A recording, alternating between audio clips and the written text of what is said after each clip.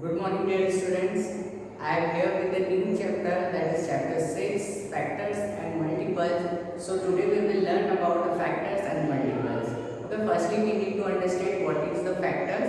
Okay, what is factor? Suppose I take a number that is 8. If I divide it by 1, okay अगर मैं इसे 1 से divide करता हूँ तो क्या आता है, तो ये 1 की टेबल में आ जाएगा।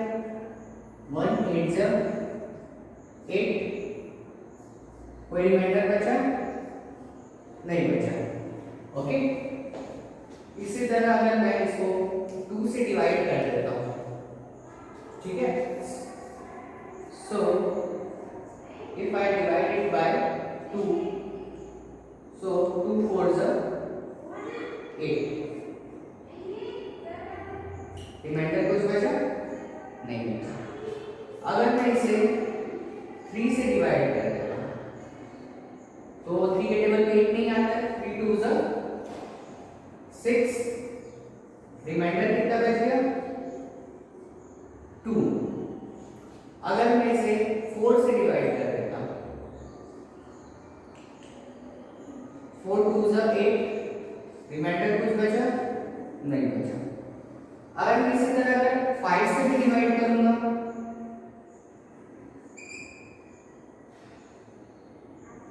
तो क्या हो जाएगा, 5 1 5, रिमाइंडर कितना बच गया 3। अगर मैं 6 से डिवाइड करता हूं यहां पर, ठीक है, तो देखते हैं यहां पर 6 1 6, रिमाइंडर 2।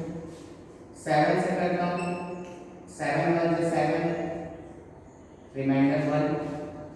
8 से अगर मैं करता हूँ, 8 1 8। अब 9 से आप कर सकते हैं क्या, नहीं कर सकते, क्योंकि 9 बड़ा हो जाएगा। ठीक है, तो हमने क्या देखा कि अगर मैं इसे 1 से डिवाइड कर रहा हूँ, 2 से डिवाइड कर रहा हूँ, 4 से डिवाइड कर रहा हूँ, 8 से डिवाइड कर रहा हूँ, तो ये कंप्लीटली डिवाइड होता है, रिमाइंडर कुछ भी नहीं आता है। ठीक है, तो ये सारे क्या करेंगे, उसे फैक्टर्स करेंगे। जैसे किससे हमने डिवाइड किया, 1 2 4 और 8। ठीक है, तो ये सारे क्या हो जाएंगे, फैक्टर्स हो जाएंगे। Factors of which number, factors of 8। It is the factors of 8। ये सारे क्या हैं, 8 के फैक्टर्स हो जाएंगे। Okay, now you understand this.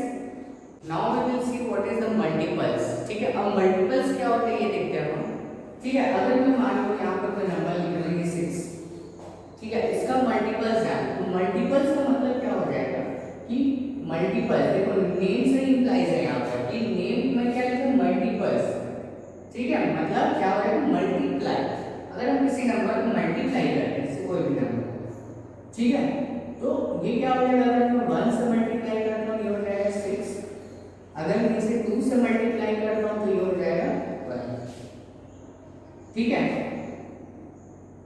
अगर मैं इसे 3 से मल्टीप्लाई करता हूं 18, 4 से मल्टीप्लाई करूंगा तो ये हो जाएगा 24। ठीक है, तो समझ गए, तो मतलब ये क्या हो जाएगा, ये सारे नंबर्स हैं, ये मल्टीपल्स हो जाएंगे। मतलब ये 6 से ही बना है ये सारे नंबर, मतलब 6 में ही हमने कुछ मल्टीप्लाई किया तो ये नंबर हमारे पास आया। 6 में ही मैंने 3 मल्टीप्लाई किया था तो 18 आया, मतलब ये 6 से बना है, मतलब ये इस तरीके से मल्टीप्लाई होके बना है। ठीक है, तो ये इसका मल्टीपल्स कहलाता है। 6 का मल्टीपल क्या कहलाता है, 18। 24 भी क्या है, ये 6 का मल्टीपल्स है। तो वैसे ही अगर 6 से मल्टीप्लाई होकर कोई भी नंबर बन रहा है वो उसको मल्टीपल कहलाता है। अगर मान लो यहाँ पर मैं 2 से मल्टीप्लाई कर रहा हूँ, यहाँ पर 2 3 से 6, तो देखो, और यहाँ पर मैं मल्टीप्लाई कर रहा हूँ 2 4 से 8, तो 2 का मल्टीपल्स क्या है, 6 है, और 2 का मल्टीपल 4 भी है। ठीक है, तो मल्टीपल्स बहुत सारे हो सकते हैं। ठीक है, बहुत से नंबर्स हो सकते हैं मल्टीपल्स। ठीक है, जैसा हमने अभी फैक्टर्स पढ़ा तो लिमिटेड होते हैं फैक्टर्स। ठीक है, जो नंबर्स जैसे मान लो हमने क्या देखा था अभी 8 का फैक्टर्स देखा, तो 8 का फैक्टर कहां तक गया था, 8 तक ही है, तो बस उससे आगे नहीं जा सकता। बट मल्टीपल्स क्या होता है, उस नंबर से भी आगे जा सकता है। ठीक है, तो जैसे मान लो यहाँ पर 2 का देखो फैक्टर्स मल्टीपल्स क्या है, 8 हो गया। यहाँ पर क्या हो गया, 2 का मल्टीपल्स 10 भी है ना। मतलब 2 से मल्टीप्लाई हो गया, जो अगर 1 है मतलब वो उसका मल्टीपल्स हो गया। ठीक है, क्लियर है यहाँ पर मल्टीपल्स क्या है। Now we will solve questions from the exercise. Okay, so exercise 1's question is here. Write the first 4 multiples of 9. ठीक है, first 4 multiples, शुरू के 4 multiples यहाँ पे लिखने के इसके 9 के। ठीक है, तो जैसे कि मैंने बताया कि 9 से जो भी चीजें मल्टीप्लाई होगा उसके मल्टीपल्स कहलाएंगे। ठीक है, तो इसमें मैं क्या करूँगा, सबसे पहले मैं 9 को 1 से मल्टीप्लाई करता हूँ, 9 ये एक मल्टीपल्स हो गया है ना, मतलब खुद का नंबर तो रहेगा ही रहेगा। ठीक है, 9 को 2 से मल्टीप्लाई करके देखता हूँ 18, तो ये भी उसका मल्टीपल्स हो गया। 9 2 is 27, then 9 4 is 36। ठीक है, तो 9 18 27 36 4 मल्टीपल्स हो गए यहाँ पर। ठीक है, फर्स्ट 4 बोला इसलिए हमने शुरू के 4 यहाँ पे मल्टीपल्स लिए। ओके, ठीक है, तो अगर जितने भी मल्टीपल्स पूछे, अगर मान लिया 5 पूछता तो मैं यहाँ और एक मल्टीपल्स यहाँ पे कर देता, 6 पूछता तो और। ठीक है, तो इस तरीके से हम मल्टीपल्स यहाँ पे फाइंड आउट करेंगे। अब बोल रहा है फाइंड द फैक्टर्स ऑफ 45, अब फैक्टर निकालना है 45 का। ठीक है, तो 45 का फैक्टर निकालने के लिए देखो हम सारे नंबर्स को डिवाइड करने के बजाय हम क्या देखेंगे कि ये 45 जो है किसके किसके टेबल में आ रहा है। ठीक है, एक चीज हमें याद रखना है कि जो भी नंबर रहता है वो 1 के टेबल में आएगा ही आएगा। ठीक है, 1 जो होता है वो सारे नंबर का फैक्टर्स होता है। ठीक है, अब देखेंगे यहाँ पर 2 के टेबल में नहीं आ सकता, क्यों, क्योंकि ये ऑड नंबर है। ठीक है, 3 से देखेंगे, 3 से ये डिवाइड हो जाएगा कंप्लीटली, है ना। अगर हम देखते हैं 15 का टेबल, 15 3 से 45 होता है। ठीक है, तो ये 3 से भी जाएगा, है ना। अगर आप चाहें तो इसे डिवाइड करके देख सकते हैं, 5 में भी जाएगी। ठीक है, 5 9 से 45 इसमें जा सकता है। और ये अभी मैंने बताया 15 में, देन 45। ठीक है, तो ये इसके फैक्टर्स निकल जाएंगे 1 3 5 15 एंड 45। ओके, अब आते हैं नेक्स्ट क्वेश्चन में। Check whether 12 is a factor of 108। 12 जो है वो फैक्टर है 108 का, ये पूछ रहा है। तो इसके लिए भी हम कैसे चेक करेंगे, मल्टीपल फैक्टर यहाँ चेक करने के लिए बोला गया इस क्वेश्चन में। तो यहाँ पर हम सिंपली दोनों केसेस में हम डिवाइड करके देखेंगे। डिवाइड हो जाएगा मतलब उसका मल्टीपल्स भी हो जाएगा। देखो मल्टीपल्स देखो कहीं ना कहीं अगर मैं इसे डिवाइड करता हूँ, देखो मल्टीप्लाई और डिवाइड दोनों एक दूसरे से मिलकर ही बनते हैं। देखो जैसे अगर मैं मान लिया यहाँ पर देखो 9 3 27 आया, अगर मैं इस 3 को 27 से डिवाइड करता हूँ तो भी हमारा आंसर कितना आ जाएगा, 3।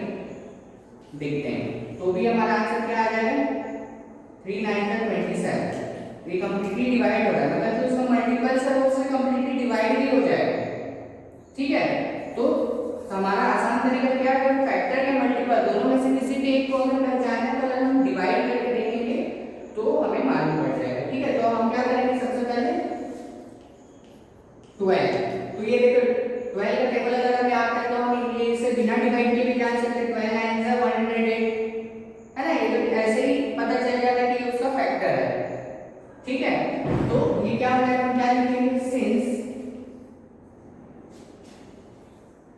108 is completely divided by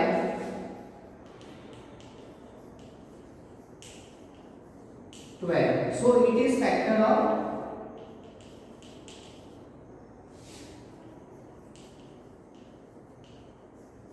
108। ठीक है, ये हमें लिखना पड़ेगा। हमने क्या लिखा है कि 108 जो है वो 12 से कंप्लीटली डिवाइड हो जा रहा है। ठीक है, तो इसलिए क्या होगा, ये उसका फैक्टर होगा। क्यों, क्योंकि 12 के टेबल में आता है 12 9 से 108। ओके, वैसे यहाँ पर मल्टीपल भी हम फाइंड आउट करेंगे। ठीक है, मल्टीपल भी अगर हम फाइंड आउट करेंगे तो पहले हम सबसे पहले डिवाइड करके देखेंगे, है ना। रफ में हम डिवाइड करके देखेंगे। ये आपको वहीं पे डिवाइड नहीं करना, चाहो तो आप ऐसे लाइन खींच के कॉपी के साइड में आप कर सकते हैं, है ना। तो ये क्या हो जाएगा 7 1 से 7, 7 2 जा 14, ये हो जाएगा 7 1 से 7। देखो ये कंप्लीटली डिवाइड हो जाएगा, ठीक है। तो यहां पर भी हम लिखेंगे since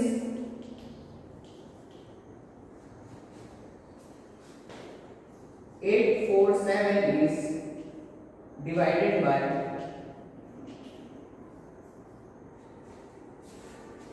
7, so it is multiples of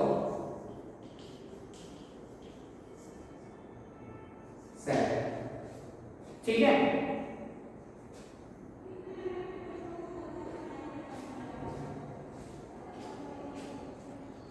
Student, now we will see the exercise 2. Before going to start exercise 2, we will learn some basic points. First is even and odd numbers. Even odd numbers क्या होते हैं ये देखते हैं, ठीक है। तो even number क्या होंगे, ऐसे नंबर्स जो कि 2 से डिविजिबल हो, ओके, या फिर लास्ट में क्या हो, जिस भी डिजिट के लास्ट में क्या हो 2 से डिविजिबिलिटी बाय कोई भी नंबर हो जाए, ठीक है। जैसे यहाँ पर 2 6 0, है ना, 0 तो लिख दिया मैंने, 4 8, ये सारे नंबर्स क्या है हमारे इवन नंबर्स हैं, ठीक है। अगर लास्ट में भी सारे डिजिट आते हैं जो 2 के टेबल में आ रहे हैं तो वो क्या कहलाएंगे even numbers. And odd number जो बाकी जो इवन नंबर नहीं है वो क्या हो जाएंगे ऑड नंबर, ठीक है। जैसे लास्ट में 0 1 3 5 7 9, है ना, ये सारे क्या है 2 से डिविजिबल नहीं है, मतलब ये ऑड नंबर्स हो गए, ओके।